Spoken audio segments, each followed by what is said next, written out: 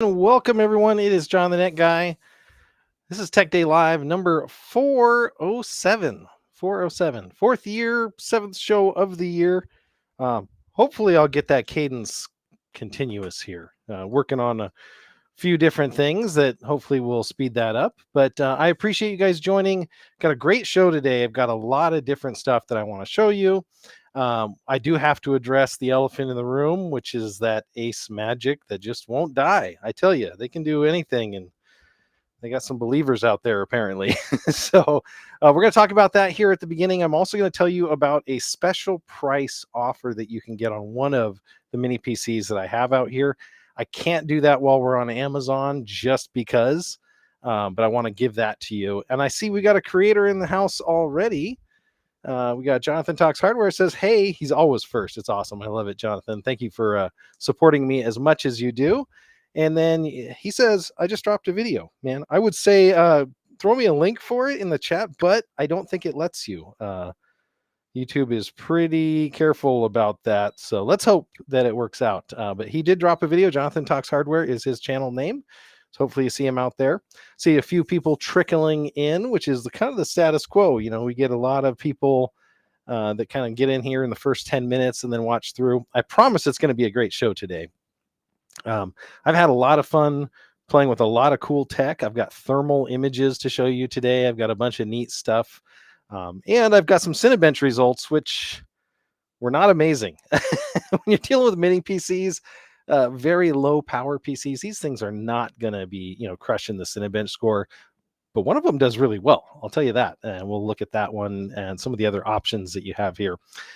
Taking a look at the list, I see Ron Moore digging the all black fit. I love it. Add a black screen behind you and you'd just be a floating head with hands. I could do a max headroom. I would love to do a max headroom show.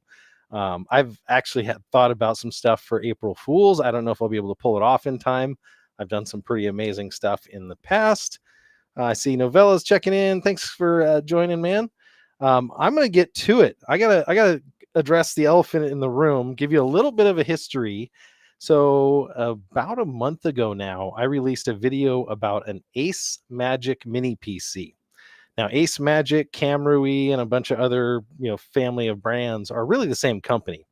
And they're making a very budget-friendly mini PC with Windows Pro, 10 or 11 Pro on it. And they're doing some things right, and they're doing a lot of things wrong. They had a virus on what they sent me. Not one, but actually two viruses on the machine they sent me. I keep this hard drive over here to remind me, but this is the actual hard drive that they sent me. That's the drive out of the machine. I've kept it out, did some forensics on it, but I keep that to remind me to be very vigilant when I'm hooking up mini PCs. And so I did a video on this. It was seen on Tom's Hardware. It made it to Gamers Nexus. Steve with Gamers Nexus was really, impressed by it and the research that went into it, which thank you, Steve. One of the Tech Jesus, as we call him, one of the great investigative technical people out there. Was not intending to have an investigative tech channel. But, I put the video out. It's got some good views. It's actually increased the channel by about 10% of subscribers. And people have far and wide been posting in the comments that they scanned their machine and found similar viruses, or they were very helped because their mini PC brand was doing it. We'll get into a little bit more of that as we go, but I want to tell you about something that happened. Oh, I see Coalition Chris.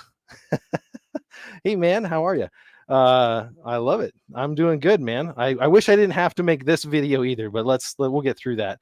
And Novella says, now you need the NVMe blessed. That would be funny. I'll bring it to PDX land. We'll figure out something to do with it here. So, but, I do want to tell you about something that happened that was kind of interesting.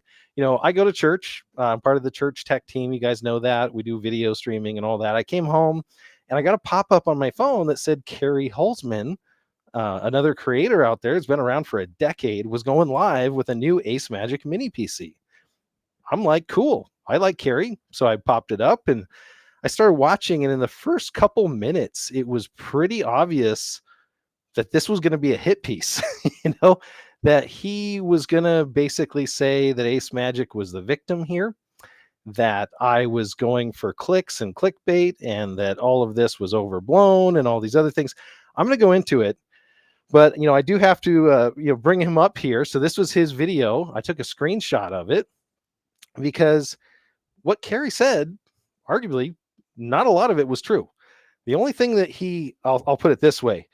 The only thing that he said that was essentially true was that it had a virus on it. That's about where the truth on this stopped. And I've got the nuts. I literally have everything that was said about this. And, I have it in writing with Kerry, because guess what? I emailed Kerry before my video dropped and I let him know what was coming. Kerry had done previous Acemagic videos, and I was worried that he might have a machine with a virus on it. So I got to go through and debunk a lot of these claims. I hate to do this. I'm going to do it pretty quick. I'm not going to make you sit through his video. So again, don't worry about that. But I do need to talk through this because I think it's important. And I think it's important that we understand exactly what happened. He made a lot of comments about me, about why I was doing things, how I was benefiting from him, and they're just not true. So I want to go through that. So forgive me if it's going to be a little bit of a rant, but I am going to definitely show you guys what was going on here. I do want to check in, see if we got anybody else checking in. Coalition says you got a hit on your hands. Congrats. Thank you so much. Yeah, I don't know if that's a hit piece from Kerry. So in Kerry's video, a couple of the claims that he did that I need to cover were, he started out saying, we live in a world where people get outraged and without taking the time to get any facts or depth on what actually happened, accusing me of basically clickbaiting and doing this. The fact is, I actually researched this video for almost a full month. It included talking to Barnacles, Lyron, which does creator security on Twitter. It's great follow if you haven't done it already. Talked to a lot of people, and Barnacles actually was a real big supporter on DMs. He was saying, you can't not tell the world about this risk. I was kind of like, do I make the review? Do I just kick it back to him? So yeah, it was almost a full month, and I including contacting Kerry on this one. I let him know about this, and he actually agreed with me. And so I'm gonna show you the emails here in a little bit. And sorry, Kerry, if you're upset by your own words, but you agreed with me, and then you changed your mind, apparently. He did say that there were 3 viruses. They were all easily removed with Defender, and they were dormant. Well, this is minimizing. If you buy a car and it comes with a rattlesnake inside, and they don't tell you about the rattlesnake, and you get the rattlesnake, and they say, well, it's really easy to clean. Just go grab the rattlesnake and throw it out. Or you get bit by the rattlesnake, and they say, well, it's a rattlesnake. It's not that bad, right? It could have been something worse. It's really just minimizing. Any number of viruses more than 0 is too much on the PC that you buy from the factory. He even claimed that he sent the particular creator, which is me, all the stuff leads to me, a response from Acemagic. And they decided not to include it in their video, which is just an outright lie. When I gave Kerry the information about this, I had to tell him 5 times that, Kerry, I'm telling you about a third virus, a different virus, because for 4 emails, he was like, oh, no, here's the response. It was just a browser redirector hijacker that you couldn't get rid of. And then here's an ISO to download a new clean machine image. And here's the instructions that take you, an hour or something to do this. And I said, Kerry, we're talking past each other. So I'll go through that here in a second. And so, then he agreed with me in his last email and said, this is unacceptable. But now he's out there telling you a different story. So let me pull this up real quick. I'll put it on the full screen view so you can see it. This is my message to Kerry, just in case anybody was thinking that I was not letting him know. This is before my video dropped. This is February 3rd. You guys can read faster than I can talk, but essentially I said this, number 1, there was an included browser helper object search default that people didn't like. That's what Kerry covered in his video from early January. And so this was a completely different incident. They also wanted you to download Windows off a Google Drive share to update it. It's like, no, Microsoft doesn't do that. You don't download Windows off a Google Drive share. And then I told him that number 2, I received this 8008 in December, which had 2 binary viruses. And I haven't given this to really many people, there's my GitHub URL for the virus itself if you want to go take a look at it. So I was literally sharing that with him. I also told him that another creator had found it on his 8008 and another friend from Discord had it on an 8015. So before my video dropped with all the facts, I was giving him the facts ahead of time. There's definitely something with a bad batch of machines. Now, he also accused me of, one, profiteering, and two, saying that, even though it was all clear, I didn't mention that. But actually I did. In my video, I mentioned that I went out and bought another one, that they've changed the version designation to P2, and that is clean. And that's in my video as well. So, he's like, I was trying to cover something up. So, I talked through this. I said, mad respect for your work. I always love to catch your live show when I can. I hope this clears things up. Email is such a bad format for expressing intent. So that's kind of where I left it. I sent him all the information and whatnot. He wrote me back a really nice email, which I have right here. Yes, Carrie, this is your email. And if you want to say that these aren't your words, I've got the DKIM headers to prove it. Happy to post those as well so people can see that this was actually what you told me. I agree this is a different issue that I was not aware of. That's what he said. I agree that this was a different issue that I was not aware of. I've taken my 8.0 out of the box and scanned it. It comes up completely clean. It also seems the virus was a dormant file on the PC and not active. Well, that's true and not true. So when you install it, this extra folder that they had in there was what bypasses all of the network registration, everything. So while the virus may not be resident, we don't know it. But he says not to downplay it, of course, that's completely unacceptable. I agree the way Acemagic and other Chinese PC manufacturers are distributing and installing Windows is likely against Microsoft's policy, but not illegal. Well, so if you take software that has a license agreement, a policy, and you're not supposed to distribute it on home machines because you bought a commercial multiple access or multiple activation key, and you distribute it commercially on Amazon on machines, that's called copyright infringement, right? That's piracy of Microsoft's code. That is illegal.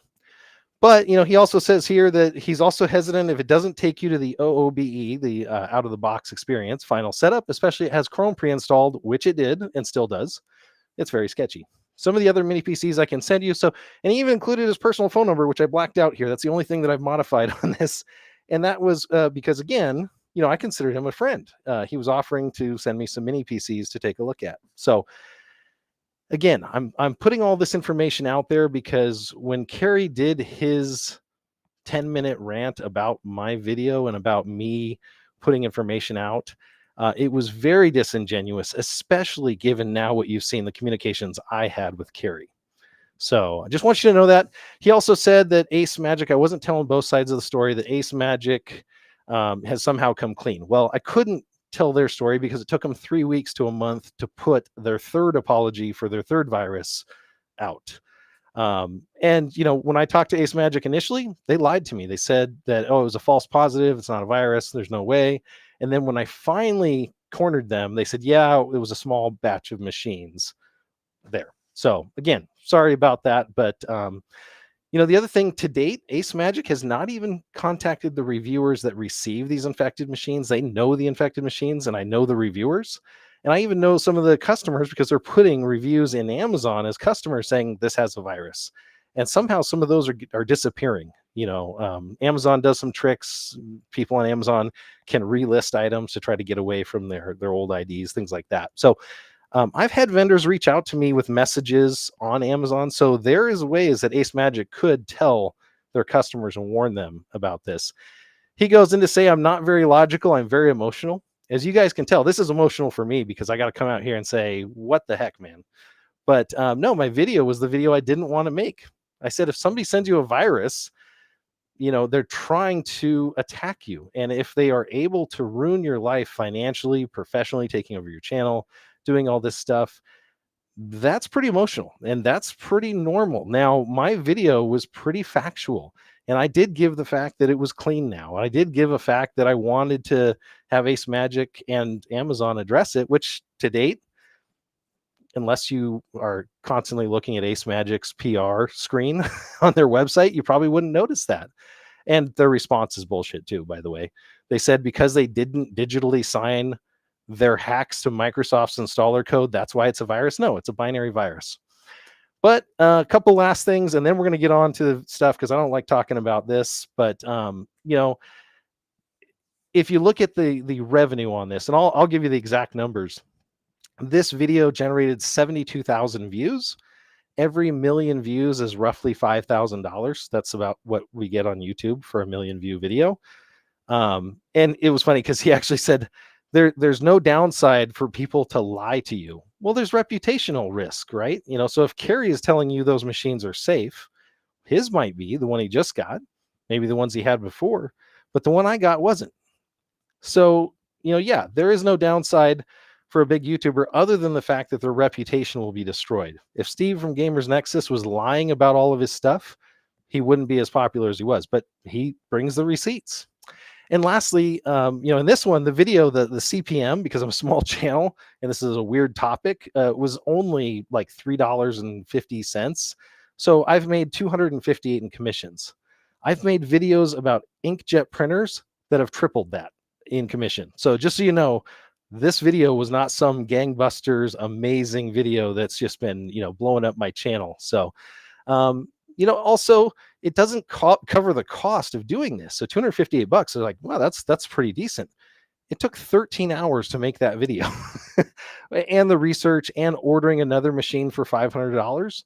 So yeah, if you guys want to pick up 13 hours of work for me and buy another $500 machine for 258 in commission, I'll take it from you any day of the week because I can make money on that. It doesn't even cover the cost of the machine is kind of the embarrassing thing. So he also kind of apologizes like Acemagic was the victim. He says, why wasn't this Acemagic's fault? He uses a flawed example of an Amazon delivery truck. He says, if this delivery truck runs over your dog, you're not going to sue Amazon. You're just going to go after the driver and it's a local delivery service. No, you sue both of them. And the same example he gave with cars, completely and factually wrong yet again, because he says, you get these cars from Chrysler and Ford and whatnot, but all the parts are made by some other company. They don't make their own seats. So, if there's a recall, ever remember the Ford Pinto that used to blow up? Well, it wasn't XYZ gas tank manufacturer that went down. It was Ford that was on the hook for these. And he doesn't understand indemnity. So, you have to indemnify the companies that you work with and protect them from lawsuits. So, and also when you have contractors, they have insurance for this kind of stuff, but not clearly in this situation. And, he's basically saying, yeah, almost everyone does this. Samsung's had viruses, Sony's had viruses. We didn't hide them. We didn't say, oh, sorry, poor Samsung. We said, don't buy that one, right? So he's very much, again, minimizing. And he was saying he feels bad for them. But he also said that he wanted you to take advantage of this buying opportunity from this company.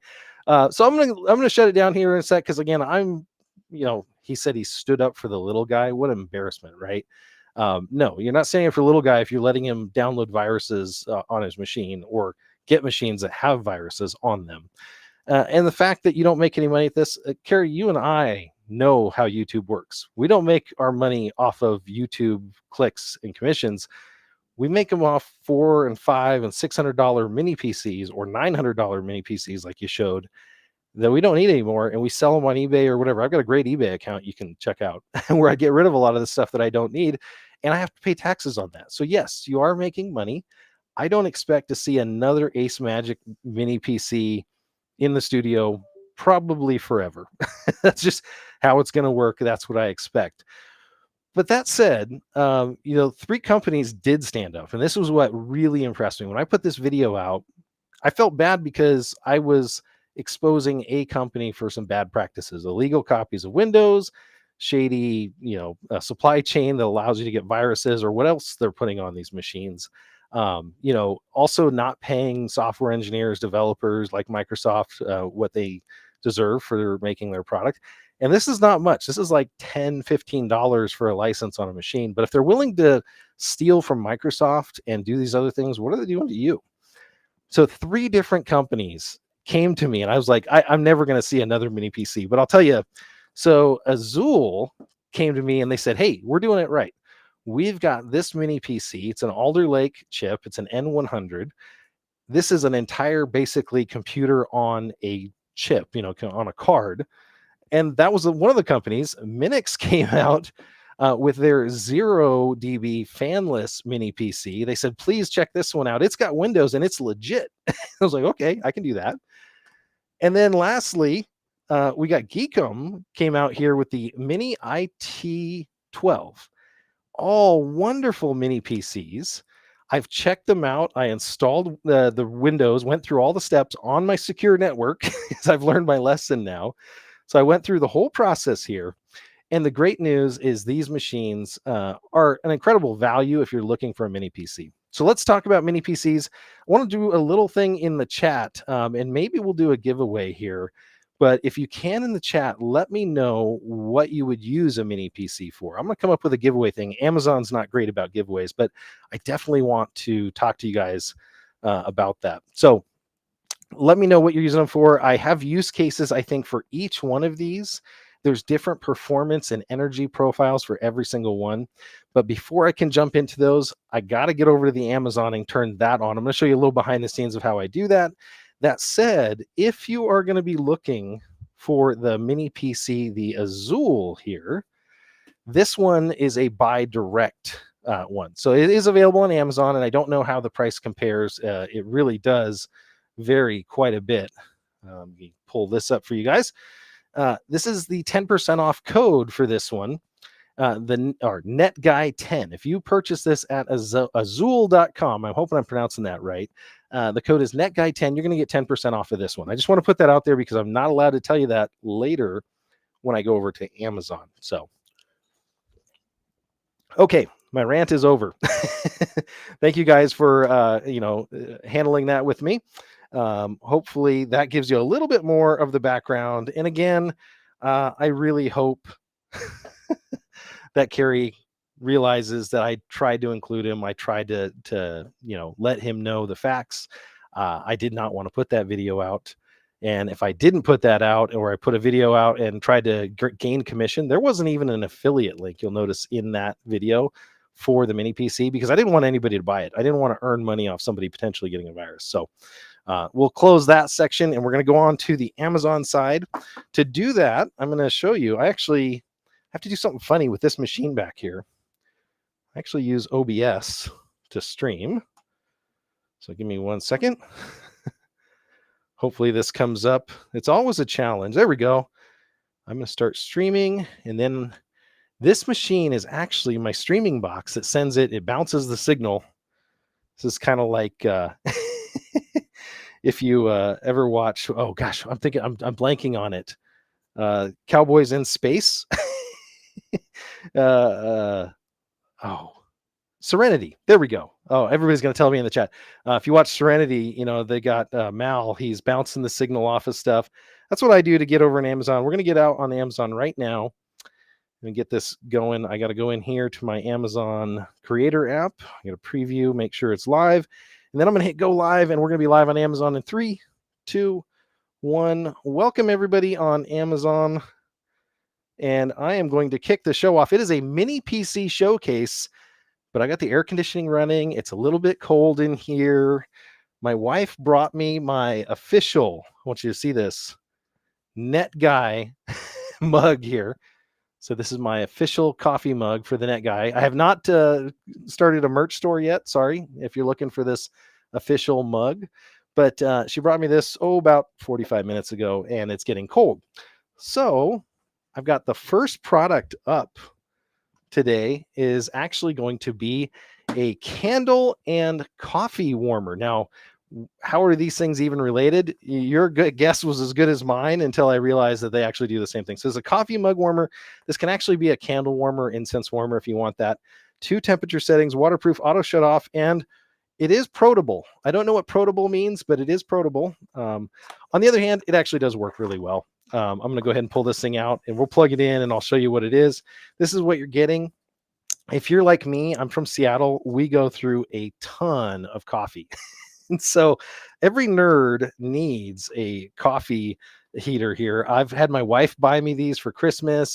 So this one has 2 heat levels, 131 Fahrenheit and 158 Fahrenheit is if you have the red light. Be really careful though with this. It does get hot. And that's what we want. I love it, Jonathan. This is a live interactive show. I need that coffee mug warmer. Jonathan, let's talk. So you can see here, it's got a little smudges or some fingerprints or palm prints, because that's where I lost a little skin when I was testing the heat on this thing. We're going to do the cord test, which I always do. And cord is about 5 feet long. Can't fully extend my arms. So that's a normal 5-foot cord. So now what's interesting is we got a chat message here from Roy. He says, seems dangerous. Well, make sure to set my wireless charge pad. Don't put your phone on it. That might be dangerous. But Roy, yeah, it is 131 degrees, 158. It is not going to burn the house down unless you have stuff that's ignitable at that temperature. So hopefully not much. I'm going to show you guys on the top down how this works. So it's just a quick tap on that button. You can kind of see it switch to that blue color. Hit it again. It's that red color. I'll put this down here. Now, I wanted to start this a little early in the show. I'm going to put my logo mug on it, but I'm going to have this heating my coffee. And you know what? To make that work, and for you guys to know that I'm not pulling a fast one, we're going to pull out the Yojo thermal camera. So I've used this actually to test the mini PCs, but there it is booting up. And we are going to check the heat level that's in it right now. And then we're going to check out. I've got it on the high setting. And we're going to check out in a little bit. I have a bunch of really cool stuff. I've got a Ember mug. That's one of the early things I ever reviewed on my channel. And I use it to keep my coffee mug warm. But man, there's a lot of things that are wrong about it. So if you look in there, it's going to be hard to see, but I can hit that button and freeze it. Maybe I can show you a little closer. So it's saying it's 94 degrees on my coffee right now. I'm going to say store that photo. I'm actually going to take a picture of this coffee now and the bottom, and then we're going to come back. This is how we make content, folks. I'm going to put this off to the side and try not to hit it, and then we are going to check in with it later. I might even sip some coffee while we're going. That is the first item up. If you want to see any of these deals that I have going right now, we need that store URL, don't we? Let me get that up here. So if you're looking to buy anything that's on here today, like I said, I do get a 1% to 4% commission, a single digit commission on the products that are on here. It's not holidays anymore. I have the holiday deals. What kind of captions did I have on here? Let's do that. Let's show this one. That's a better one. So if you want to take a look at my Amazon shop, I can close all these other emails and stuff because we don't need to talk about Carrie anymore. But if you take a look at my Amazon shop and you visit that URL at the bottom, you're going to see something that eerily looks exactly like me live just a little bit ago. And you're going to get to see a show 407 mini PC showcase. If you come in here, this is where you can actually see the products. In this case, this one is $20.99. That's what it's for. You can actually do warm candles or incense with it. It is also a coffee warmer. So there's a scented candle example. And there's your coffee warmer. But I keep my coffee 135. I don't know what you guys keep yours at, but that's my comfortable temperature on coffee. And so this one definitely excels at doing that. One other thing to think about, though, is the bottom side of your mug. Make sure that if you have, and I'm going to show you guys this over here. So where I've got this mug here, if your bottom side of your mug has a big ring on it, and it's not making a lot of good contact, you won't get as much heat out of it. So the flatter the mug, even if you have a travel mug that's insulated, that'll help heat that outer shell of it and transfer some heat through it too. So we started at 94 degrees. We'll come check on that here in a little bit. Chuck says, time for a store, John. We want a mug. Better yet, a t-shirt with your mug on it. I like that. I like it. Okay, we're going to go into the techie stuff now. That was a product that they sent me out. Again, fair and honest review. We'll come back and see how that works. I'm going to start out with the first mini PC, and this one is from Azul, and this is the Access 4 Pro. Now, this mini PC comes in at $299, so they're not like free, but they're not nearly as expensive as a full-blown PC. It's actually out here right now. I was trying to play some games on it. And, this is such a low power draw machine. I'm going to pull this up for you guys so you can see it in the top down. But these things are incredibly energy efficient. Now I'm going to have unboxing videos and all that stuff you'll see as well, but I'm just going to show you the basics around it. Now, I'm using a Logitech keyboard with a USB dongle, but it's got a USB port right there, micro SD slot, which is going to be important because guess what? You ain't got a lot of storage on this thing. A power button inconveniently placed right here because I have hit it a couple times when I try to grab it. I'm learning my lesson here. On this side, you're going to have a super speed USB type C. You've got a headset combination jack here, a gigabit Ethernet, and a wireless antenna here. So that's the Access 4. This is the Alder Lake CPU. Now we'll get into the actual PC here. I'm going to bring it up. Whoa, that's not the one. Let's go to the one that's labeled PC, but is actually this one. And I'm going to go ahead and bring this machine up here. And we'll take a look at it. Okay, so there's the machine. I'm going to put my super secret password in. Nobody look. Now, I am using my benchmarking account on purpose.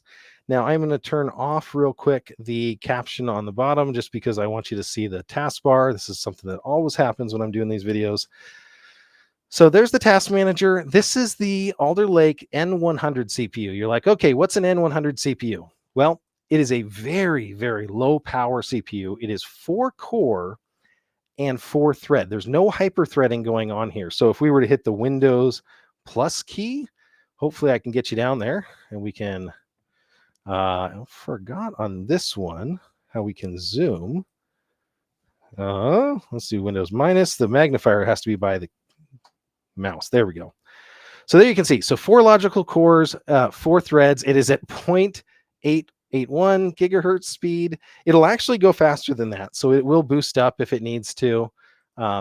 There's the memory on this one. This has got 8 gigs of memory, and disk space on this one is 128. So you're not going to be downloading the latest version of all your fancy games. You got 115 formatted. By the time you throw a couple things on there, you don't have a ton of capacity. As far as performance goes, just raw performance, you know, in general, mini PCs like this would be excellent for several things. One, digital signage. So if you need this thing to load up a web page, I was a software engineer and a web developer for a long time. Oftentimes, it's great to have these things load up a web page in a kiosk mode browser. And then the nice thing is you can update them all by going to a central location. So that's one use case. This one might be a little bit more powerful than you need for that. It is small enough and it plugs in. Home theater PC, this thing's great because it's going to have AV1 decoding in this chip, which is pretty cool. So it's going to have that capability into it. It's going to have quick sync for video encode and decode in the chip. So if you want to do something cool with it, potentially maybe have it as a Plex client for your home theater, or maybe you've got a really big external drive and you want it to be a Plex server, you can do that. You could turn it into an Android box, Jonathan says. Yeah, they even have versions that don't have Windows on it that might be a little cheaper. So take a look at that. Jonathan Docs Hardware says, not for gaming, but it'd be nice if you could do your normal stuff. That's another big thing. So I help a friend that has a couple auto shops with his IT stuff. And, you know, he has, over 20 computers. And he's bought different Dells, different HPs. And sometimes it's nice to just standardize on a model. These things come in here with nothing. There's no bloatware. Let's talk about the ways that they're doing it right, because I did mention, and that's in the title of this video. So the ways they're doing it right. One, it's a completely legal and licensed copy of Windows. I'm going to show you how to check that in a second. This will be really funny if you've never figured out how to check. I'm not talking about the activation screen. I'm talking about behind the scenes, how you check if Windows is legit and real. Second, there's no bloatware on it, which is great. Third, there's an antivirus program. I just heard the other day from Lawn.tv. He was checking after he saw my video. He was checking his Acemagic and found out one of the recent PCs that he got, they had completely removed Windows Defender. So not only did it not have a virus, hopefully, he couldn't find one, but they've taken off your future ability to protect against viruses. It's like, oh, you're not sick now, but let's get rid of your immune system. These are not like that. So the Azul Access 4, it's going to take me a while to say that, the Access 4 unit here has Windows Defender. Now, I'll give you a caveat. When I booted it up the first time, it was set to pause. You have to start it up. So make sure you go start that antivirus up on this one. I think they did that because this is such low power draw. Speaking of power draw, it's running off of this power brick way over here in the corner. and this is only 12 volts, 2 amps. That's 24 watts. I'm going to do a show next week about off-grid power and solar and lithium batteries. It's going to be awesome. But that 2 amp power draw at 12 volts is minuscule. I bet you there's more fans in my machine that's streaming over there that are drawing more than 2 amps. So that's really, really cool.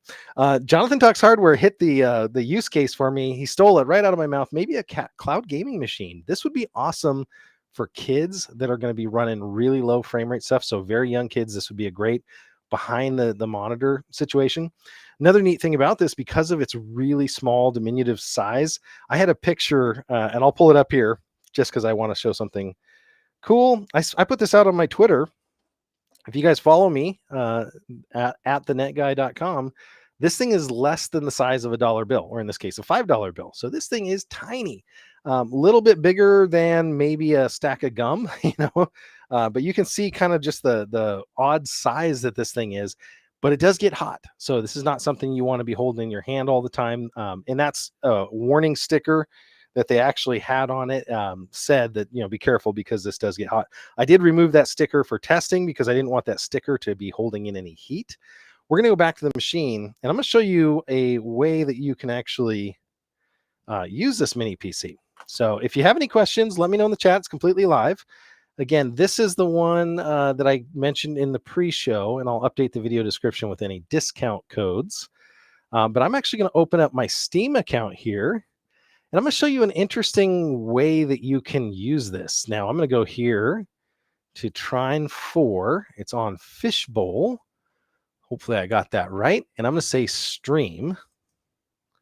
So hopefully this thing will fire up. So you can actually stream games from another PC on the network to this mini PC. And you're basically using it as a video console. So you can open up your own remote gaming system with this.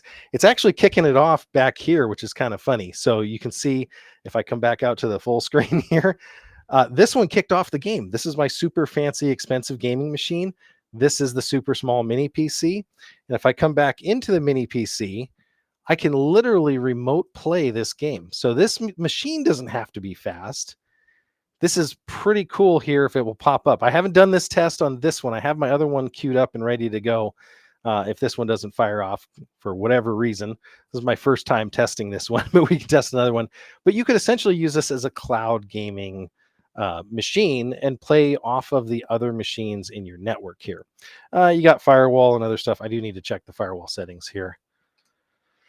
And I need to make sure that it knows that it's on a private network, because it was on my untrusted public network before. So it is now past all of its virus scans. Let me see if I can get that to kick off. Steam can sometimes be a little bit picky about that. Who knows? But yeah, that's one option that you can do it. Now, other ones like this, we could actually start downloading this one to this machine. So this is a really simple game. It's only a gig. The new version of the Oregon Trail. This is what I really wanted to show on one of those. So I'm going to start downloading it here, and we're going to play that one up here when we come back to it. So again, this is from Azul. This is their Alder Lake mini PC. I'm going to pull up their website just because it's got better pictures of it. And I'll show you where you can pick this thing up. Let me know if you do have questions. I'm going to check the chat real quick. Jonathan says it's a little bit shorter. So streaming games, Ron was coming back with that use case. Absolutely. So here is their website. They are a company. I got this shipped to me out of Florida. So I don't know if the whole company's out of Florida. They have many, many different kinds of mini PCs. The Access ones are the really, really super small compacts, but they go up even higher. Mini PCs, it's funny because people kind of assume that they're new, and I'm just looking around here for something that's not new. I have to take it out from here. This is a mini PC. This is an HP G3 Elite Desk, and this was a huge comparative in size, but this is an i7 7700. So this is a mini PC for office or business use, but it was, several hundred more dollars than this one. So the market for mini PCs has come around. And like I said earlier, if you want, let me get the right screen up here.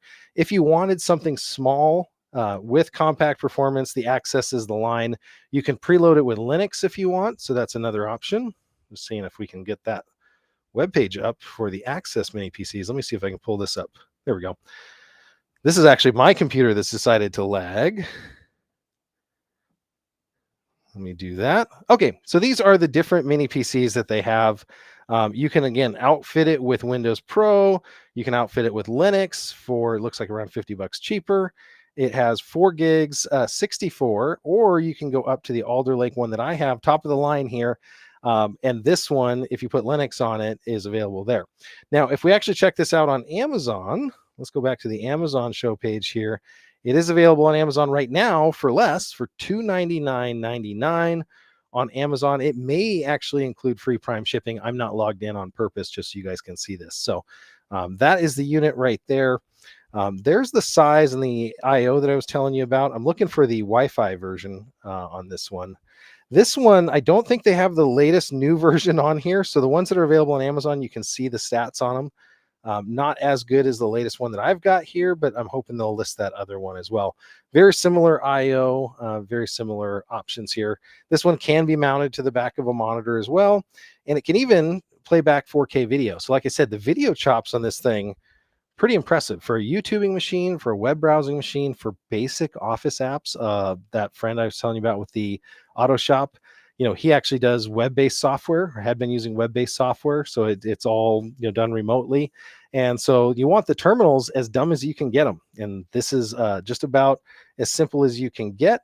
Let me show you the last thing here. I just want to show you how to know if you have a legit copy of Windows. I'm going to show you a command that people may or may not know.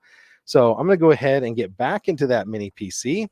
So this is the one that's running on my desk right now. And I'm going to go and I'm going to hit the run. I'm going to do CMD. I'm going to run it as a administrator. So I got to right click it. I say run as administrator. Say yes. Now I don't know if I can, I can increase this. Yes. Okay. Here's the command: SLMGR, software licensing manager, DVL, verbose licensing information about your Windows. Now I apologize. This is going to be small, but I'm going to make it as big as I can.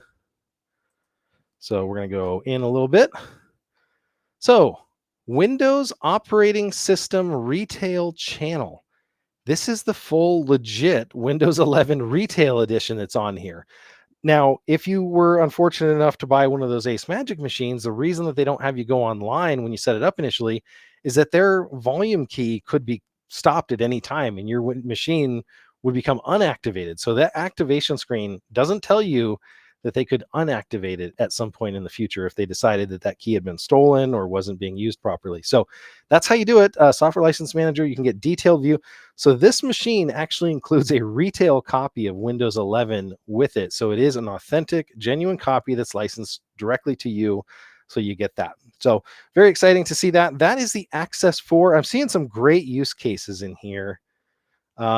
My use cases for a PC other than the stick would probably be my own virtualization server. I've seen these as virtualization clients too, so you could do that. Cloud gaming client. HV7 Gen PCs don't cost much now compared to the time they released. Yes, they don't, but they also have SATA drives versus NVMe on this.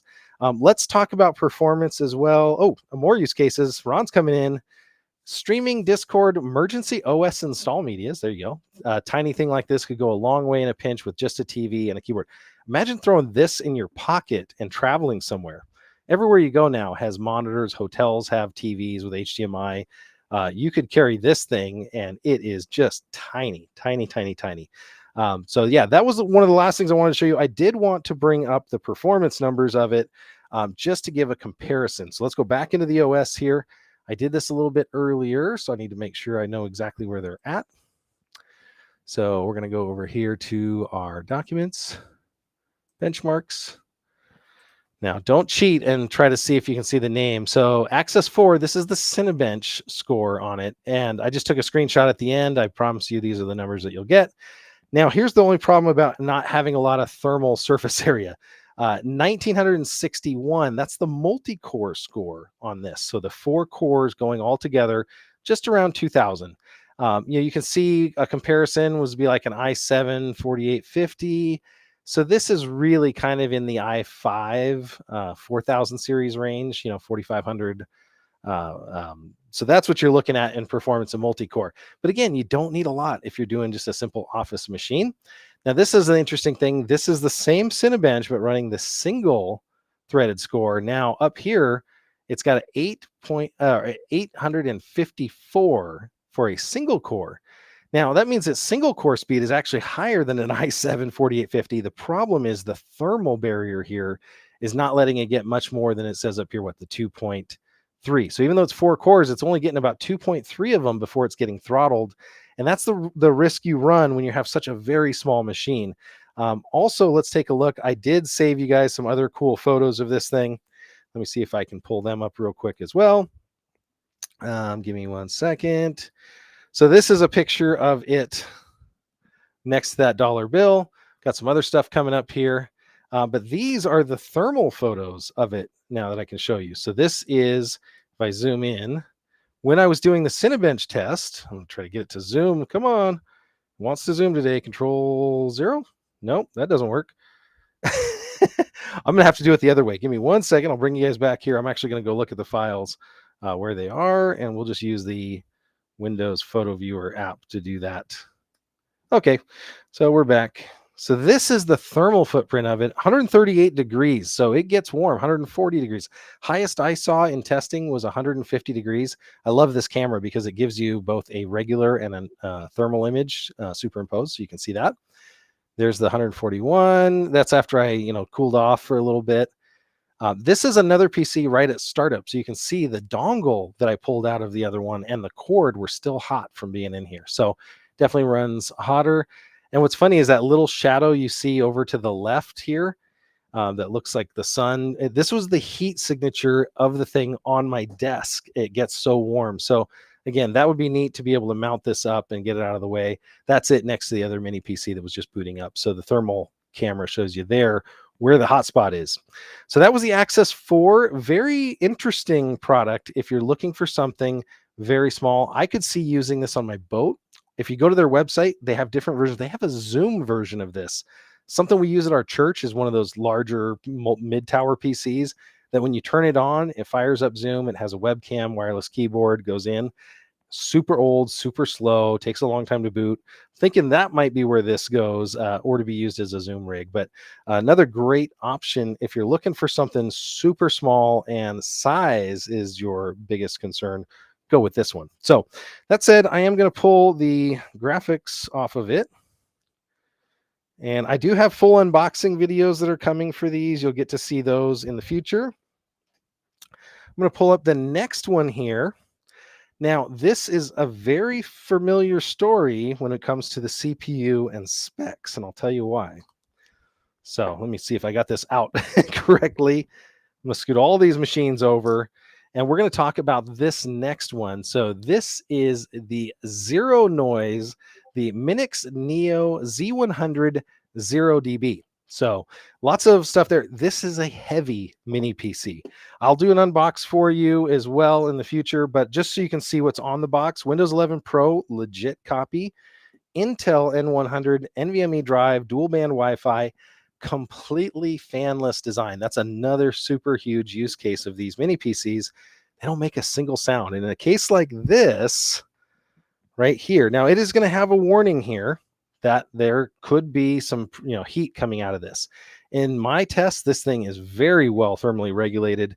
It's got a lot of weight to it. It does have a lot of I/O, a lot more I/O options than the other one here. Very similar ones you can see. And when it comes to video, this is where this one shines. You are going to have so much video options on this one. So very neat option. If you can't have any noise, maybe you're doing an NVR system or something that you need in a rack somewhere that can't have any extra sound, this is really cool. Power draw, let's talk about that. This one is going to be 3 amps at 12 volts, so 36 watts of power. We're going to go ahead and plug this guy in. Sorry, I'm losing my HDMI cables today. So this is the HDMI cable. We'll plug this in, and I'll also put my keyboard into it so you can see this one. Now, what's interesting is this has essentially the same basic specs as the other one. Let me update my Amazon, and I'll say, hey, everyone that's watching on Amazon. Awesome. So I just updated the Amazon carousel. So if you're following on Amazon or you're looking in the description, this is the Minix Z100 0 dB noise system, 16 gigs of RAM. So we doubled the memory on here, and a 512 M.2, upgradable to 4 terabytes max. It's going to have one M2 PCI Express 3x4 M key slot on it. It has 2.5 gig Ethernet. So if you want super fast Ethernet, that's awesome to see the 2.5 gig. 2 HDMI outputs and 2 digital audio outputs. It's got plenty of USB ports here, and it does it all in 36 watts. Without further ado, let's go take a look at the machine here. I'm going to bring this guy up. So it was asleep. I'm going to have to wake it up here. So we'll do that, and we'll see what state it was left in. Because these machines have been rode hard, put away wet. Let's put it that way. I've been running Cinebench on them. I just hit the power, and it looks like it's waking up. So that was pretty fast. So N100 here. I got to hide my stuff. I did, again, Defender scan on this one. Finished earlier. It is completely good. So did a full scan on that one. I was going to do a disk check. We'll do that here in just a second because I think that would be really good to see. Now, Cinebench, I've left the results up here, and I want to show them to you real quick. So the other one was 1900. This one you can see here, 2639. So this is 35% faster than the Azul. But guess what? This thing weighs about 5 times as much, a lot more weight to it, bigger power draw, and it's got really nice Wi-Fi antennas. It's going to have that Wi-Fi 6 antennas on here. So nice machine overall. But yeah, that is going to come at the cost of essentially more room, more weight. So this may or may not fit your mission if you're looking for something super, super light and portable. So it definitely weighs a little bit more. It does have Visa mounting, so it mounts on the back of a monitor, which is really slick. So that's another thing there. Let's still take a look here. So that was our Defender scan. I did just get Steam installed on it, but we did not restart that, and I didn't finish. Actually, it looks like I didn't finish the Steam install, so we'll keep that there. And we'll come back for Steam later because I don't want to give you guys my Steam code. Let's do a Crystal Disk Mark test. And I don't know, it's not going to be perfect because we still have some things like OneDrive and stuff running in the background, but let's hit it real quick. This is the 512 NVMe. What's funny is I'm feeling the coffee over here, and it is actually warm. So we're going to run Crystal Disk Mark here.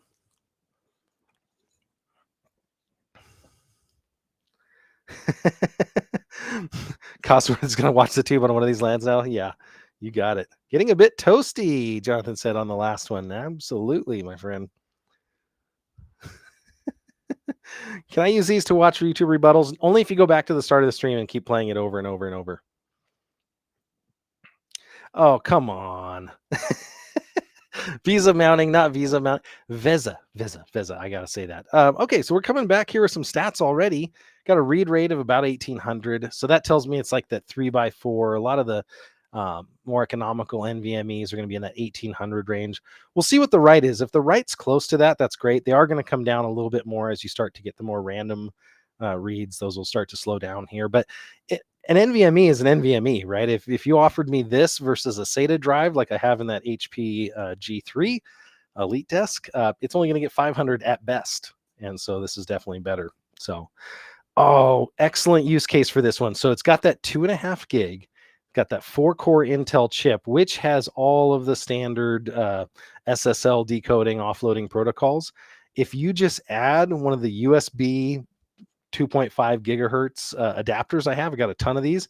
You got a lot of 10 gigabit USB ports around here that could handle a lot of 2.5 gigabit adapters. You could make this into a really cool pfSense box. I love that. You could even potentially make it into a pfSense with an access point on it because of these. I'll show you that if we can see on this. You don't get to see the antennas that this thing has. This is like one of the pointiest mini PCs I've ever had. It's got these dual antennas. It looks like a router to begin with already. So yeah, absolutely. Great point there. We're going to come back to the mini PC. We're just going to get it to go through the write. I just want to see the top line on the write specs because that's going to be good. Random reads obviously get a little bit slower as we go. So not bad. While we're waiting for this, I'm actually going to go take a look at the Amazon page for this one. I'm going to bring you over there and we'll come back to the results. So we're going to go take a look at the Amazon page for this. $269 right now for this mini PC, 16 gigs, 512. I tell you, by the time you buy memory nowadays, you buy a chip, you buy a motherboard, you buy an ITX case, which is always a million times more.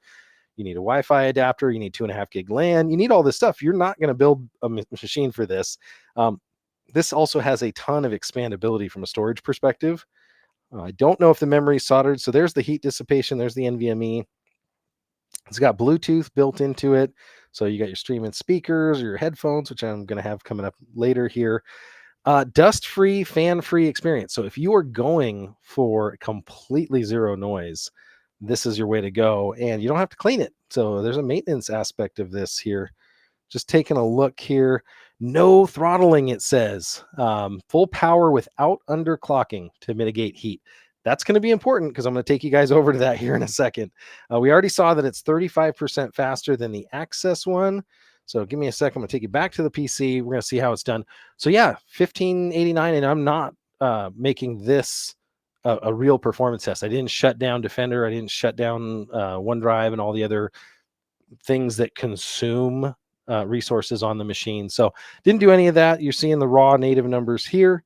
But not bad. So let's take a look since we got this machine up. And again, I'm using it kind of like an office machine here because I can go bring up the stats. This is where I keep benchmarks. This is my benchmarking account. Now, I actually do have the old benchmarks that we got from the Access, the single core. So this one we said before was 1900. And this one was, and I'm just going to bring this one up full screen so you guys can see what it was. I didn't do the single core test on this, but just judging by the 35% bump here, 2639, it's already doing much, much better. And so there, in doing this test, I think this thing got maybe 100 degrees. So it does not get uncomfortable to touch, at least when I was doing that test. So once that Cinebench finishes, or sorry, once the Crystal Mark finishes, we're going to go run another run of Cinebench for it. So 288 on the write speed. Let me know if you have any questions. This is actually probably, like I said, a really good router machine. You could again run Steam if you want to run your Steam library. This, because it's not throttled at all, and it does have the 4K video support, multiple displays and multiple display outputs. This could be a really interesting, just kind of a terminal machine. A Linux would just roast on this thing. It would be awesome. And you'd have that full bandwidth of the 2.5 gigabits. So that's pretty cool. And then we've got more questions about an Android 86 DIY Shield box are good for Kodi. Now I'm a Plex guy. If you want to put Kodi on this and let me know how it does, we got to talk American. Yeah, definitely. I think we're going to have some giveaways here because I have too many mini PCs and not enough places to put them. So there's the disk mark numbers, pretty respectable for factory NVMe on a very budget machine. Again, if you're looking at prices of these things these days, they're not cheap at all. I'm going to go ahead and run Cinebench single on this one so you guys can see what the single core is, and this will be a great test to offset and compare it to the Access 4 that we started with. So hopefully that pops up here in a second. I'm going to close down some of these. Oh, you know what we didn't do on this one? Let's do the Windows check on this one to make sure they've got legit Windows. So again, just like I did on the other one, this would be a good, oh, let's not do that. This would be a good test if you have not done this already on your machine at home. Now, if you see it saying OEM on your machine, that just means you bought an OEM key or a home builder or something like that. So good news here, OEM DM channel. So again, OEM, that's normal. This is what you would expect. This is a bulk license from an OEM computer manufacturer. If you see MAC or volume MAK, that is a multiple activation key sold to an enterprise that they're not allowed to resell. So that's what Acemagic was doing. This is a legit version of Windows. So if you have never done that before, elevated command prompt, run SL manager /DLV. Let me know in the chat what version you have on your Windows. Or is it just hacked and doesn't have any license at all? That could be it too. So I'm going to see if we can get Cinebench started one more time on this one. I thought I had it going. Is it just down here? No, it's just down here and I didn't click it. That's user error. This is going to be excruciating because it takes 10 minutes to run, but we're going to start the Cinebench single core test here. And we're going to let that go while I get the other machine out. So I'm going to switch that. And then we're going to see what the single core result is. And we're going to talk about what is kind of a much more powerful mini PC. So this thing's going to run for a little bit. I am going to come back to the studio here. We're going to take its video cable. We're going to take its IO and we're going to set it down here. These things can just fit anywhere. I wish I could like move big machines as easily as I move these. Okay, so this machine that we're testing out here, this is from Geekam. And I got to figure out which port to plug into because I've got so many of the ports on here. Yep. And I'm going to show you the IO here in a second, but it is fantastic. I think I just dropped a mini PC down there. Was that what happened? No, it was one of them. So this mini PC from Geekam here, tiny. This one is not all metal. It's going to have a plastic top here. I've popped this off in the unboxing. It's going to have a ton of IO, but guess what? We're off of the N series processors. We're now on an Intel i5 12450 on this one. This is the lower spec. They have a higher spec. By the way, Carrie, you lucky dog, you got this the 12650. They only sent me the basic spec one out. Maybe I'm not as cool. But what you need to see here is actually this rear IO on this thing is phenomenal. I wish I could show you this up close. I'm trying to try to see if I can maybe bring this down for you guys. 2 USB-C with DisplayPort 40 gigabit, I think. One of them's 40 gigabit USB-C, and one of them is 10 gigabit. And the other one is also 40 gigabit DisplayPort support USB-C, and it's going to have 2 HDMIs on top of that. This thing's got 8K resolution capable. It's going to have a Kensington lock on this side. It's going to have a full-size SD card, and you can put a micro in there with an adapter. 2 more front panel USB 3s, and this one's marked 10 gigabit. This one, it looks like it has that charge indicator, like it's going to be a constant charge one. So that'll be pretty cool. So that means it's probably got constant power. I'm going to bring you guys over to that machine. Now it's blinking at me because I think it turned itself off. So I just tapped it. Now I'm hearing a fan, and you saw how quick that thing booted up. So we're going to use the keyboard and mouse with it. And now it's got its IO. Okay. So it is a completely live here test. And there's the Cinebench on this one. It finished its Cinebench. That was what it was doing last. I am going to change. Sorry, I got to change the product on our Amazon carousel. So 7,300 or 7,038. So now we're talking, it's fitting in here right into the Xeon CPUs faster than my HP back there with all the really cool stuff that comes with it. So this is from Geekam. Hey, Rome's viewers. Rome sent a bunch of people, viewers on Amazon. And Alan DB. I gotta learn to type. My hands are cold today. I don't know why. Alan DB, thank you so much for the follow. It just alerted me on Amazon that you did a follow. Thank you so much. I'm gonna ring the bell for you.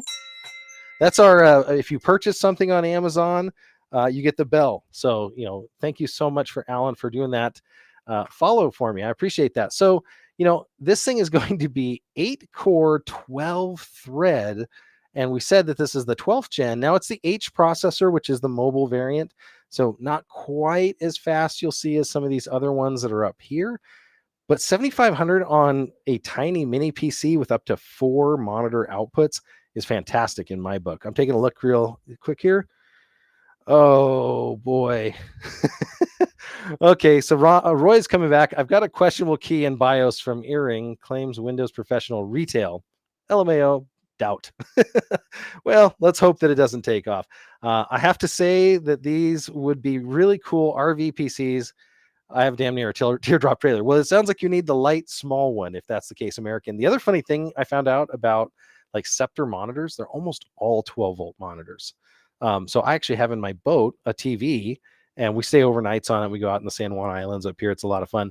But on that TV, I actually have a Fire Stick, and it all runs off of 12 volts and USB. So teardrop trailer or not, that could be a really good deal. So overall, not bad on the Cinebench score here. It's definitely several times faster, which is expected.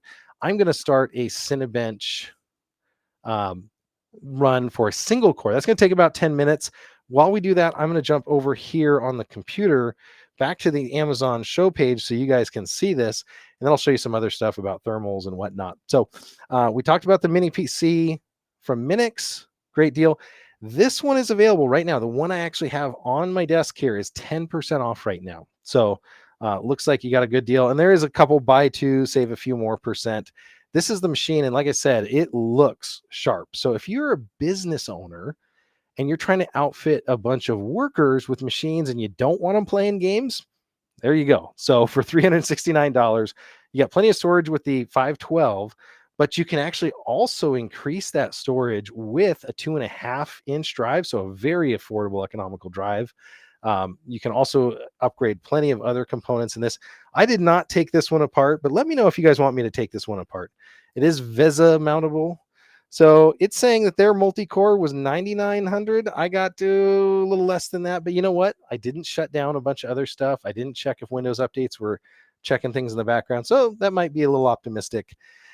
Now, the CPU, it says here 35 watts. The adapter alone is 19 volts at 6.32 amps. And I needed Alexa to tell me that that is actually 120 watts. So it is 120 watts max power based on what the brick can provide.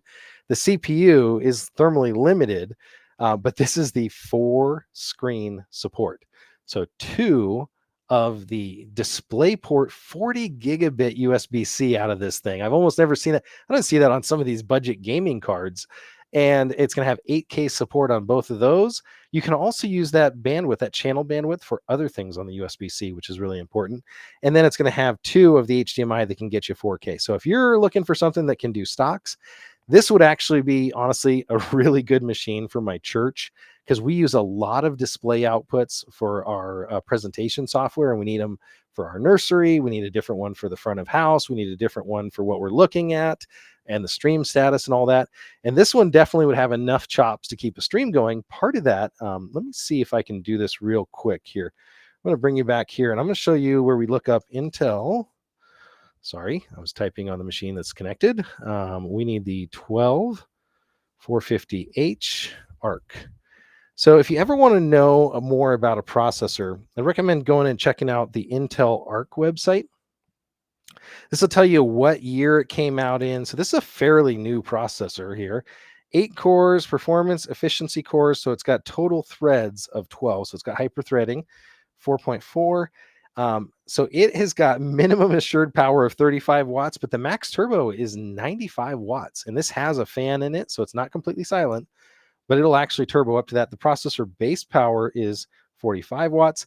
I didn't mention this, but this computer itself also has 4,800 megahertz RAM in it. So it's got the performance memory, the DDR5, it looks like, in there, which is great. 2 memory channels, no ECC support. But when we come down here, what we're looking for is quick sync video. So there's the max resolution and all the other information. But what you're looking for is number of displays is 4. And then the Intel Quick Sync video, if you wanted to make this machine, maybe you've got multiple monitors that you want to have things displayed on. This thing can have multiple 1080 up to 4K streams running at the exact same time. So really slick there. So this is the third of the mini PCs. It's getting its way through. I don't want to hit any buttons here and jinx it, but it's chewing its way through the Cinebench test. We're going to let that run, and I think I'm going to answer some questions in the chat if we have any. And if not, I'm going to go hit early the next PC that we've got, just so we can see it. So I'm going back over here looking at the chat. Jonathan says, yes, I want to see the insides. Do we do that while it's running Cinebench? Okay, we're going to take a risk, and we're going to try it while it's running Cinebench, because technically opening a machine up while it's running, unless I hit a button, but I just want you to know, Jonathan Talks Hardware, you asked me to do this. So if it reboots, and I am going to switch to the top-down view just so you get a better view of this. Let's open it up while it's running here. I have pulled the top off. I saw a couple little hooks here where you can get your fingers under and yank it out. And honestly, it wasn't anything cool under there. So I think most of the cool stuff comes from down here. It's going to have inside the box, and again, I'll do a full unboxing for you later. But inside the box, it's going to have all the screws for the VESA mounting, for those that call it VESA. Oh, you know what's funny? These are captivated screws too here. So I'm just opening it right now. Yep, there we go. You know what? I may or may not be able. Hopefully this cover comes off the way we want it to. I may not be able to pull this cover with the front IO in. I can. Okay. So here we go. Jonathan, remember, you asked for it. I hope I didn't fry this thing. Well, there we go. So this is actually the SATA cable. Perfect. So am I saying SATA right? SATA, potato. So there's the full-size NVMe. It's got another NVMe slot. Looks like upgradable RAM. They're saying 1.2 volt DDR4 here. So it's the low power stuff. It's going to also have a 2.5 inch drive. So you can get some of your oldest. I got a 2 terabyte 2.5 that I could jam in this thing. And this would make a heck of a streaming PC. Again, it does have a fan in this design. You can service it from the other side. So hopefully I've answered your question. Look at that. If you do want to VESA mount it, let's take the machine out here. So this is the machine we're looking at, guys, if everybody's tuning in here. So this is the Mini IT12. Mini IT12. So that's what we got going on. And so they're going to have a bunch of stuff in here. They got a great letter in here about their company. They're 18 years they've been in business making computer components. Extra screws, because you need those if you're putting drives in. Again, not quite a full unbox. Has already been down in here. But this is that adapter plate if you want to put it on the back of a monitor. So it says this way up. You can put that on the back of a monitor. Great little PC for kids if you're looking for something like that. Love it. Ego says, SATA sounds a lot like Satan. Yeah, exactly. That was the main things I was shopping for. Does it have space for a second SSD? Ego was checking in and asking that. And absolutely it does. Not only that, it has space for, looks like 2. So it's got a M, what is that? A 2280 is the long one. This is a 2242, I believe. 2240 in there. So looks really nice. And no colored memory in here. Some of the other ones that I've had RGB RAM, but we need to make sure that this is pointed towards the front. Try not to fry it. Again, I was doing surgery on the patient while he was breathing. Would we call that brain surgery? Because, they do brain surgeries live. There we go. Let me go ahead and hide that. I'll bring you guys back over here, and I'm just taking a quick look if there's any other ones. 22. So Ron helps us out here. He says, looks like a 2242. That does. So you got 3 hard drive slots in this thing. I don't know what that does to the performance. We're going to go see if this machine is hung yet or not. Well, it is black. And, you know what? We might not get what we wanted. It is booting up right now. So it looks like when I took this off, I pulled the power cable to it. So my bad. There goes all of our fun for today. So that was from Geekam. They are also going to have a discount code. Make sure you're following my channel if you want to get what that is, because we did not get it at the time of publication.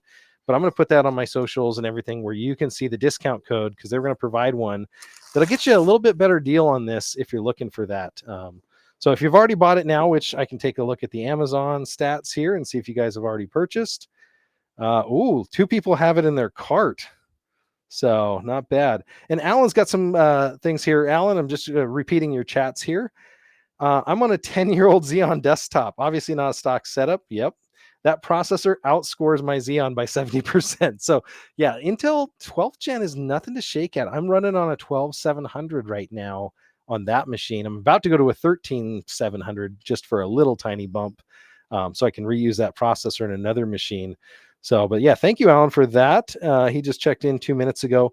I'm going to go ahead and while this thing is starting back up and doing its updates or whatever, I'm going to switch gears to our last 2 products and then we'll close out. But I want to thank you guys again for tuning in. Tons of people tuned in tonight, more than my usual. And I don't know if that was just because people like controversy. Don't feed the trolls, but I do appreciate you guys checking in here. Let's take a look, actually, before I go to the new products. Let's look at this coffee warmer. So we checked this out. This was the very first product on the show, was this coffee warmer. It is on the highest setting. It hasn't started boiling yet, but this is one problem that you'll have. Like I put a lot of cream in my coffee. I don't know. What color is that? Do you guys like it that color, or do you like it not? One problem is if you're not actively drinking it like I was, and you've got this thing nice and super hot. Let's see how hot it is. We're using the official NetGuy cup. So you can see there. So we're going to fire this up, and we're going to use our thermal camera because we waste money on thermal imaging. Okay, who's lying? I didn't do that. They sent this out to a review. So, but we checked it out earlier. It was 94 degrees. We're going to see what the updated temperature is. Okay, so the outside is 94. It is 200 degrees even on the base. I'm going to do a snapshot, and then I'm going to let you guys see this on the little camera if it will hold. Okay. So 200, it was a 199. That is pretty hot. So you'll see it right there. Hopefully it'll adjust. Store photo. It is 191, 199 in Fahrenheit. Yes, Fahrenheit. Everybody's like, oh my gosh, that thing's like going nuclear on you. Let's see what my coffee is. My coffee is, it looks like 105 or 100, 102, 104. So this cup would be one that I would say is not a great cup, even though the NetGuy cups are fantastic. You can see there it was 90 or 104 at the corner. So not a great cup for this heater. Now, if you put your hand on it, I'll tell you, this thing gets hot. So we'll take a look at what it is right now, just on the desk. Okay, it's just initializing. Oh, it is over limit. So I'm over whatever this thing goes up to 300. So yeah, you would have to be very careful with this. Let me play back that video. Can I do images? I'm going to go ahead and select this image, and I'm going to show it to you. So this was actually over temp. So it's one of the things that says in there. You probably won't see that, unfortunately, but it's actually saying it was over temp. It was over 200 degrees. So this thing definitely gets warm. One of the things that the manual said to be really careful of is, again, you want that thermal contact on the bottom of your cup. I can feel it. It was trying to keep it really, really warm, but it wasn't doing a great job because this has got that concave bottom. So I'm gonna take a quick sip. Oh, you guys are giving me a hard time here. So any coffee with that cream? Guzman giving me a hard time in there. Coffee with creamer is delicious. Thank you, Jonathan. That's how we stay up all night doing our stuff. So again, this is the coffee warmer. We have two more products on the show that I'm going to switch to, and then we'll go back and see if our last mini PC is back. Let me get the Amazon up, and I'm going to pull up the next one. I also have some media with this one. I'll have an unboxing, again, separate video for you, so you don't have to sit through that. This is a different kind of open ear headphone. So this is from Rythflow. Hopefully I'm getting that correct, but Rythflow, let me see if that's how you would pronounce it. Let's see. Oh, there we go. RYTH, Rythflow. Now, I've had different kinds of open comms. You guys have seen me show that on the show before. Those are really good.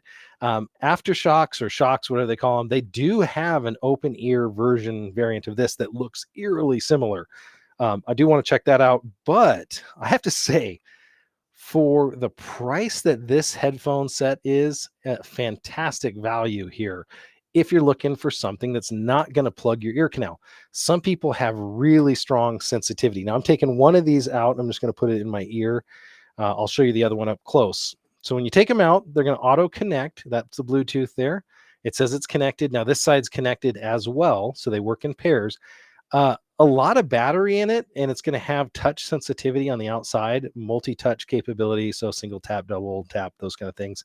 Has access to your Android and your Siri for your phones if that's what you use, and it fits, this very unique profile fits over your earlobe but not in your ear. So my wife has a thing with having things poked into her ears. Don't clip that. But this style is actually really, really good. Now it has two contacts for charging in the case, 7 hours of listening time on this at a reasonable volume. And it says 20 additional hours from the case by just recharging it. So I'm going to put it on. I'm going to bring you guys over to the side because that's always the better view. There we go. And so now I've already got something in my ear. So what you're seeing right there is how it fits. So it's over my ear canal, but it's very, very comfortable. It fits in here. Now, one of the things you'll notice is if you take your two hands, and again, you're not going to hear me, but if you cover both of your ears and start talking, you get kind of that mumbling effect. When you're taking regular earbuds and you shove them in your ears, your body does not know how to localize that sound other than it's got stuff being jammed into its ears.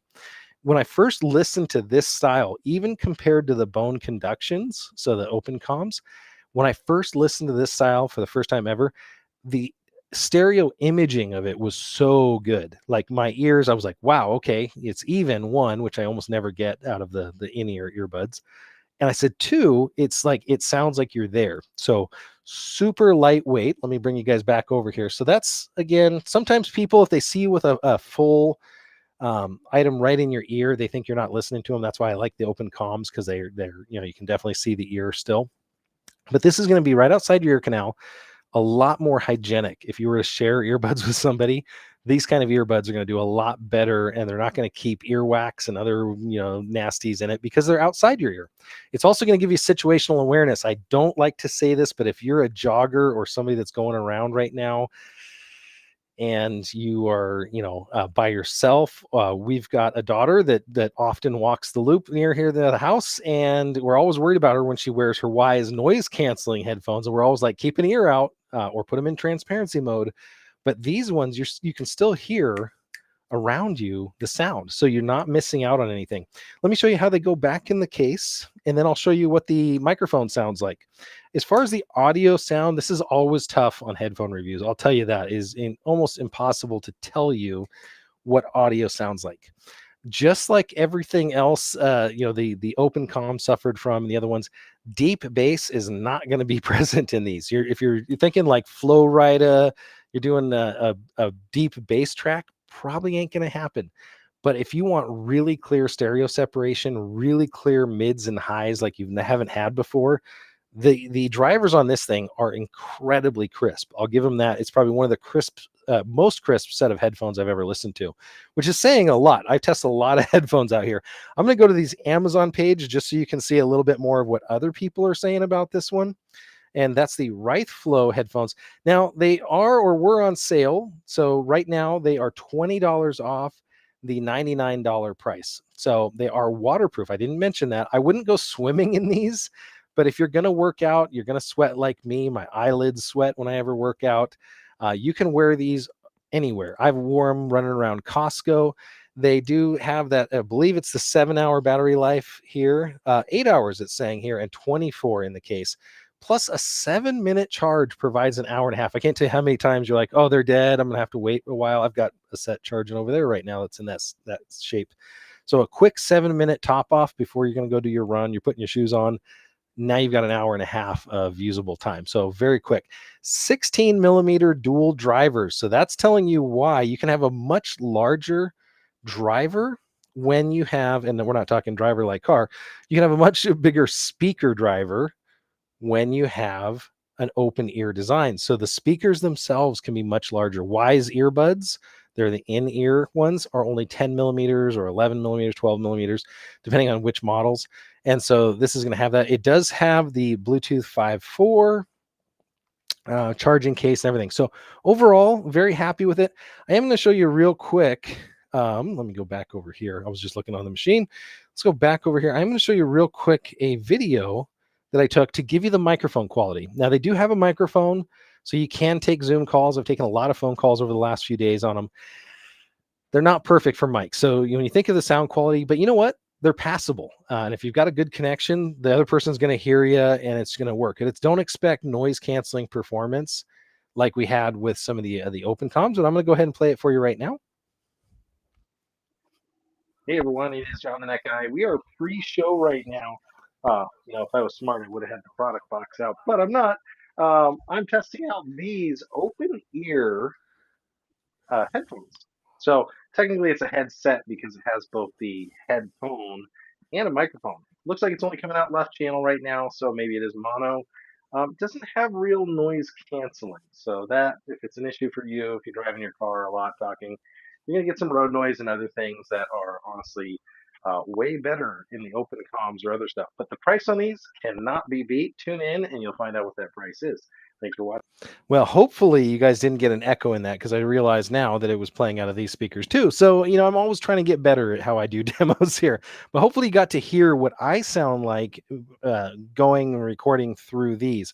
Now, the normal selfie app you're taking, your camera app, didn't automatically use this. I use the Moment camera app. I find it's got a lot more controls, and then you can pick for a Bluetooth microphone. So if you think you're going to do more recording with a set like this, Sounded pretty good. Let me know what you think in the chat if the microphone sounded usable or passable. I sound really rich because I went through probably 15 mics until I found this microphone I'm using here. These things are definitely passable for phone calls and just basic out and about, running your Siri, running your other stuff, voice memos and all that. So that's from Rythflow. That is their unit. Now, I didn't see wireless charging. It has fast charging, but I didn't see wireless charging on the manual here. It is USB Type-C as well, so that's going to charge really well.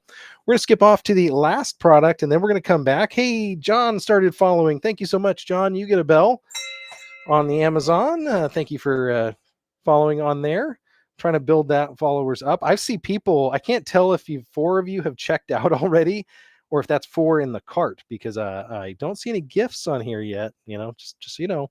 But I'm going to bring up the last product, and I've done a lot of these. This one has some things that are going for it. So let's start. This is a wireless tire inflator. So you can get tire inflators that plug into your cigarette lighter, but the problem I always have, especially doing RVs and boats, is they don't quite make it back to the tire that you want. It's going to be the back corner one that's always. So this has a 6 amp battery in it. So huge battery on this thing. So 6 amp hours of battery on this. Tons of watts to be able to run the pump. What's nice about that is it also acts as a power bank. We're going to talk all about that. So this is the unit right here. It's the CX219. Let's open it up and take a look. I am going to zoom back just a little bit because there's a few things here. So there's the instructions. We've got Chinese, looks like, and English. One of the problems with these is they don't usually have a PSI measurement scale, but actually in this one, there's a way to get to that. So you can see the 6 amp, 60 watts power that this thing puts out. Measurement accuracy is within 1.5 PSI and a max inflating pressure. Check these on the ones that you're buying. Make sure it's at least 150 like this one. Some of the other ones from Vito Man can get up that high. Some of them only get to like 65 or 80, so be real careful. This one gets the full 150, has a nice carrying case. Put one of these in your glove compartment. So make sure this thing is in your glove compartment, not only for roadside emergencies and filling tires. That's one aspect of it. It's actually an enormous power bank. So this thing can work as that. I actually went to one of the rowing regattas. My wife was there early. She was setting up. And I got there and she's like, my phone is at like 10%. And she's like, what do you got? And so I reached into the car. I had another power bank similar to this one.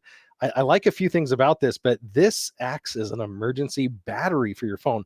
This can charge an iPhone 15 twice from scratch. So if it's fully charged, you're getting 2 full charges for an iPhone 15 from 0. I'm going to go ahead and open this so you can see the accessories that come with it. Take that real quick. Okay. So in here, this is going to be your standard tire inflator. That's going to screw in. I love the fact that there's metal on metal down here because these kind of connections can get really hot because there's a small compressor going in here. So that's small enough that you can fit in there. It does have a plastic handle up here, but it should be pretty good. The tactile on here on this is probably one of the better ones I've ever seen, this control panel that you have here. So it's going to say PSI here because that's the last one I have it on. Now you can cycle that if you need to. So you can cycle through the different settings. If you hold it, you can go to the different measurement modes. So it's going to have all the different common measurement modes. And it's going to have 4 presets, it looks like here. So you got basketball, car, bicycle, or sorry, universal, and then bicycle. So if we were filling a car, it's set on bar right now. You just hold this button. Now I'm 36 PSI. Now it goes down to 0 because it's telling you there's 0 PSI coming in here. So it's not only a wireless portable tire air pump, but it's also going to be a filler. So you can set this to whatever you want up into that high range if you need to. A lot of my boat tires, I keep them around 60. So I could set this to 60. Now it's going to be just headphone warning. I'm going to hit a button here and you're going to get to hear what it sounds like. Probably sounds like noise, but that was the center button here is the go button. That makes it go. There is a button labeled very lightly. It says SOS, if you can see it here. That's going to be your flashlight. So I love the fact that this comes with a flashlight. So again, another emergency tool in your car. You have a flashlight that with this LED light, and I don't know the light output. Let's go take a look at that. So does it have the LED lumens? It's 20 lumens, so it's not a lot. But what that means is that you're going to have this 20 lumen light output is going to be great for long-term use. So if you need to have this all night on, you can do that. If you hit it again, you can change it from white to red, and you can start doing an SOS pattern. You can do a flashing, blinking patterns. You can change them all. So built-in light. Let's take a quick look at the remaining things. I can't tell you how many times I've lost these. This is going to be your basketball filler or other inflatable, usually sports. Going to be your Schrader valve to your other style adapter that you're going to have for those race bikes that we all have. It's going to have a standard filler and then a little bit larger filler for different, pool toys, pool noodles that are inflatable, other things like that.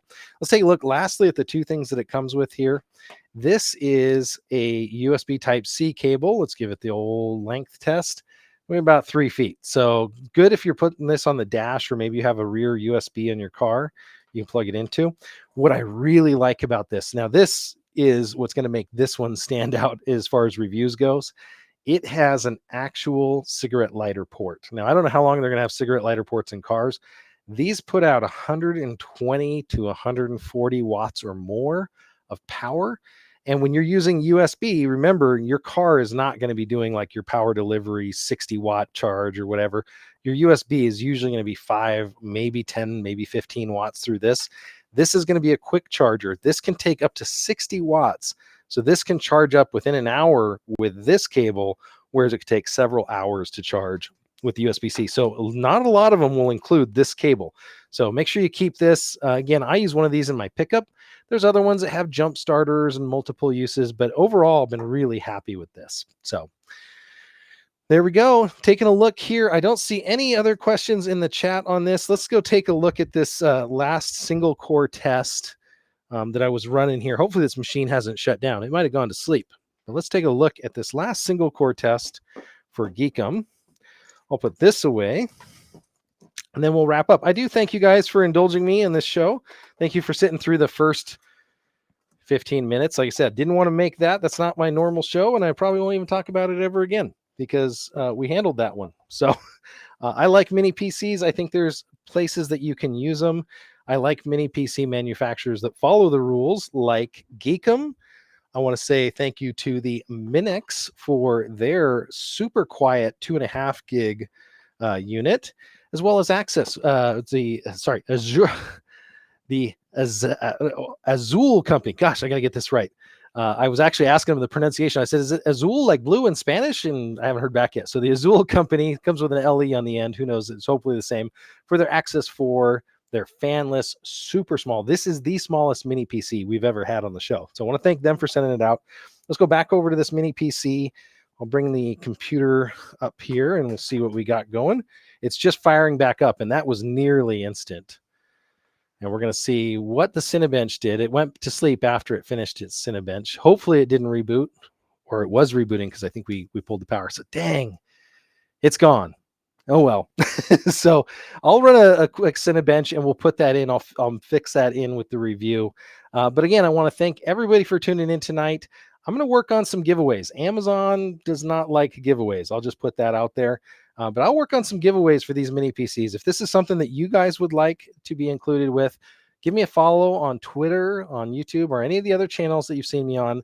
If you do want to pick up any of the items that you've seen on here, feel free to use the Amazon show URL. Full disclosure, I get between 1% and 4% for these items. Not much, but you guys buy a lot of stuff. So it is helping. That was the other thing I point out with Carrie, is specifically the idea that we're making a ton of money at this. This is my side job. I have a great job. I work with some great people during the day working on healthcare. So I'm a software engineer myself. So if you hear me talk about geeky stuff, it's because I write code. And so I know when somebody's BSing you about something. So I have a job that pays me that way. This is hopefully going to put my kids through college, give me a little bit of money to drive the boat around because it's $6 a gallon for gas on the water. And I hope you guys are having a blessed week. I'm going to do an amazing show next week. I've got a show coming up, hopefully next Tuesday. I might even need 2.5 hours. I have a full show on lithium batteries, solar charging, inverters, wiring, all that cool geeky stuff, because I'm upgrading my boat and RV at the same time. So I've got a couple vendors that stepped in. Thank you so much for them. and a couple friends that I met in the lithium battery community. So I'm going to show you all about that. So if you've got an idea of maybe doubling the capacity of your RV or travel trailer, I'm looking at you, American, for your teardrop trailer, or you want to half the weight, like me, the tongue weight on my trailer is huge. Tune in next week, same bat time, same bat channel. That's probably copyrighted, and I'll catch you then. I'm just taking a quick look at the chat. And I want to thank you guys all for tuning in, and I will catch you guys all in the next one. See you, everybody. See y'all later.